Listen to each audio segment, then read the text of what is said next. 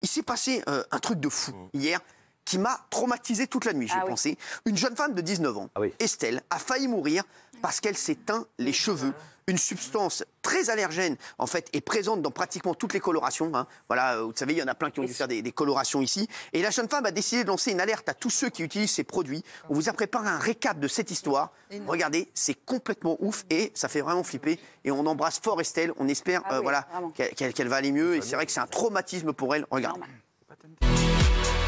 C'est un fait divers qui fait le tour d'internet depuis 48 heures et qui alerte sur les dangers de la coloration. L'histoire d'une jeune étudiante blonde de 19 ans qui voulait changer de tête en se teignant en brune. Et le moins qu'on puisse dire, c'est qu'elle a complètement changé de tête. Pressée de se teindre les cheveux, la jeune femme n'a pas pris le temps de tester d'abord sur une petite parcelle de sa peau la coloration pendant 48 heures comme c'est conseillé pour voir si elle était ou non allergique. Et le résultat est à peine croyable. En quelques heures, son cuir chevelu s'est mis à la démanger et le lendemain, au réveil, c'est le drame. Ça commence par des démangeaisons, ensuite à l'arrière de la tête, puis ça a gonflé dans ma nuque. J'ai le front qui avait vraiment doublé de volume, les tempes également.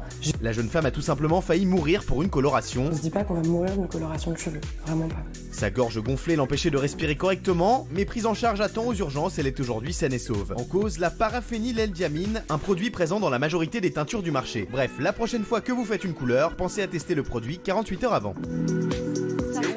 C'est complètement ouf cette affaire. Elle aurait pu vraiment y passer. Et effectivement, ce qui a été dit dans le sujet est vrai, c'est-à-dire qu'elle a testé, mais simplement une petite heure. Et donc, elle n'a pas eu le temps, la teinture, de éventuellement faire révéler toutes les molécules allergènes. Voilà. Et en fait, il faut vraiment tester pendant 48 heures pour être certaine que vous ne réagissez pas à cette molécule. Tous les produits pour cheveux, hein, moi j'ai failli devenir chauve après avec un défrisant qui m'a fait exactement le même truc, gonfler les yeux, mais dès le salon de coiffure.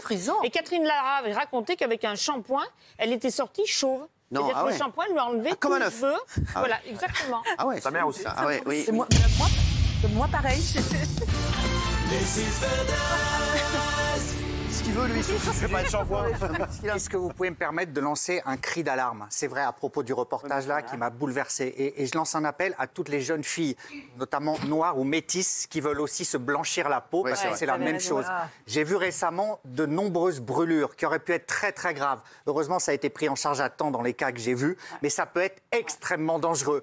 J'allais dire ne le faites pas, mais en tout cas, si vous le faites, il faut voir un médecin avant, il faut faire attention, voir ce qu'il y a dans les produits. Il y en a de plus en plus, c'est une mode. Et c'est extrêmement dangereux. Ça me permet de le souligner. Faites attention. Merci Gilles Vergnès. Merci. Les chéris, voilà, on voulait parler de ça absolument. Et c'est vrai que faites attention. Ça m'a rendu ouf, moi. Parce que j'ai fait tellement de coloration avec tous les paris que j'ai fait ici. J'ai pensé à tout va.